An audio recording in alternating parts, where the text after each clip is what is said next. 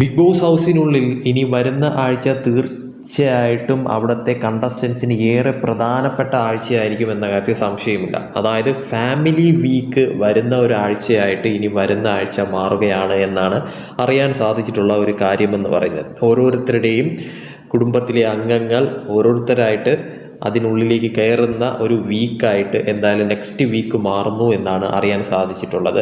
തീർച്ചയായിട്ടും അങ്ങനെയാണെങ്കിൽ അതിനുള്ളിൽ ആദ്യമായിട്ട് വരുന്ന കുടുംബം അനീഷിൻ്റെ കുടുംബമായിരിക്കുമെന്നാണ് ഇപ്പോൾ കിട്ടുന്ന ചില സോഴ്സസിൽ നിന്നും വരുന്ന ചില വിവരങ്ങൾ വെച്ച് പറയാൻ സാധിക്കുന്ന കാര്യമെന്ന് പറയുന്നത്. അപ്പോൾ അനീഷിൻ്റെ അമ്മയും അതോടൊപ്പം തന്നെ ബ്രദറുമായിരിക്കും ബി ഹൗസിനുള്ളിൽ ആദ്യമായിട്ട് കയറുന്നത് എന്നാണ് അറിയുന്നത്. അതായത് ഫാമിലി റൗണ്ടിലായിരിക്കും അവർ എത്തുക എന്നാണ് അറിയാൻ സാധിച്ചിട്ടുള്ള കാര്യമെന്ന് പറയുന്നത്.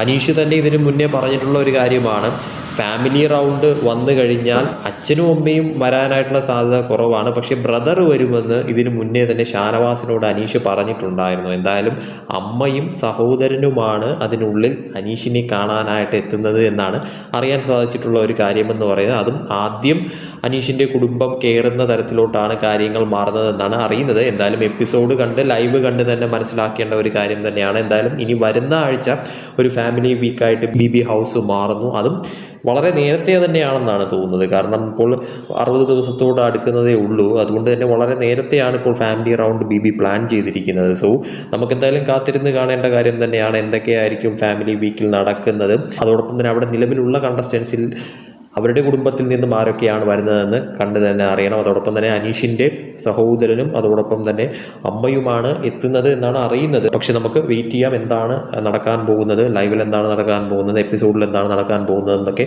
തീർച്ചയായിട്ടും കണ്ട് തന്നെ മനസ്സിലാക്കേണ്ട കാര്യം തന്നെയാണ്. കൂടുതൽ ബി അപ്ഡേറ്റ്സുമായിട്ട് വീണ്ടും വരാം.